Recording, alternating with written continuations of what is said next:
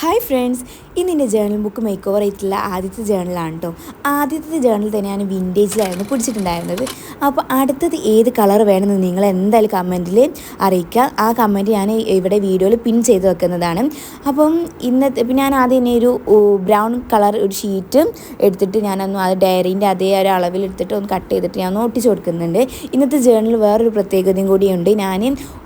നമ്മൾ അതായത് ഹോം മെയ്ഡായിട്ട് ഞാൻ ഒക്കെ ചെയ്തിട്ടുള്ള ജേണൽ സപ്ലൈസ് വെച്ചിട്ടാണ് ഞാൻ അത് ഫുള്ള് ചെയ്തിട്ടുള്ളത്. ഈ ജേണൽ നമ്മൾ പുറത്തുനിന്ന് ഒരു സാധനവും വാങ്ങിയിട്ടില്ല. അപ്പോൾ അതാണ് നമുക്ക് എല്ലാവർക്കും കുട്ടികൾക്കൊക്കെ വീട്ടിൽ തന്നെ ഈ ജേണൽ വേഗം ചെയ്യാൻ കഴിയും.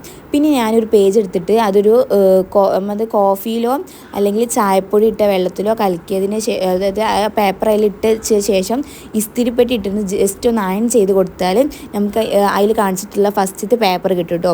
അതിന് ശേഷം ഞാനൊരു മൂടിയിൽ കുറച്ച് കോഫി ആക്കിയതിന് ശേഷം ഇങ്ങനെ സ്റ്റാമ്പ് ചെയ്ത് കൊടുത്താൽ നമുക്ക് അതേമാതിരിയുള്ള ഷീറ്റ് കിട്ടും.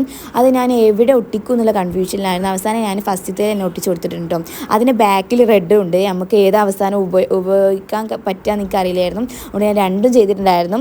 അപ്പോൾ ഇത് വിൻറ്റേജിലായിരുന്നു ഉപയോഗിച്ചിട്ടുണ്ടായിരുന്നു. അവരെ നമ്മൾ ജേണൽ ചെയ്യാൻ ജേണൽ സപ്ലൈസ് വേണമെന്ന് ഒരിക്കലും നിർബന്ധമില്ല. നമ്മളെ ക്രിയേറ്റിവിറ്റീനനുസരിച്ച് ചെയ്യുന്ന ഒരു ഇതാണ് ജേണൽ. നമുക്ക് വേണമെങ്കിൽ ഒന്ന് ഭംഗിയാക്കി ഒന്ന് ബ്യൂട്ടിഫുള്ളായിട്ട് എന്തെങ്കിലുമൊക്കെ ഒട്ടിച്ച് ചെയ്യാമെന്നാൽ മാത്രം അപ്പം നമുക്ക് മനസ്സിൽ തോന്നുന്ന കുറച്ച് കാര്യങ്ങളൊക്കെ എഴുതി വെക്കാം.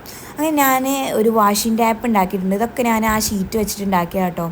അതിനുശേഷം ഞാൻ ഇന്ന് മെയ് 1 ആയിരുന്നു. അങ്ങനെ മെയ് 1 ഫ്രൈഡേ എന്ന് എഴുതിച്ചിട്ടുണ്ടായിരുന്നു ബ്ലാക്ക് പെന്ന് വെച്ചിട്ട്. നമ്മളുള്ള സാധനം വെച്ചിട്ട് ചെയ്താൽ മതി കേട്ടോ. പിന്നെ ഞാൻ അതിൽ കുറച്ച് ഇംഗ്ലീഷിൽ വേർഡ്സ് എഴുതിയിട്ടുണ്ട്. നമുക്ക് വേണമെങ്കിൽ ഇംഗ്ലീഷിൻ്റെ ബുക്സ് ഉണ്ടാവില്ലേ, ഇംഗ്ലീഷ് ബുക്ക് പഴയ ബുക്ക് അത് കട്ട് ചെയ്തിട്ട് വേണമെങ്കിൽ അങ്ങനെ ഒട്ടിച്ച് കൊടുക്കുക കേട്ടോ. അതൊരു നല്ലൊരു ഓപ്ഷനാണ്.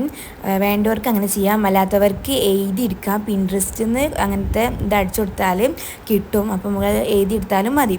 ഞാൻ അപ്പോൾ അതിൽ എഴുതി കൊടുത്തിട്ടായിരുന്നു ചെയ്തിട്ടുണ്ടായിരുന്നത്. എനിക്ക് അപ്പോൾ ആ ടൈമിൽ ഇംഗ്ലീഷ് ബുക്ക് കിട്ടിയിട്ടില്ലായിരുന്നു.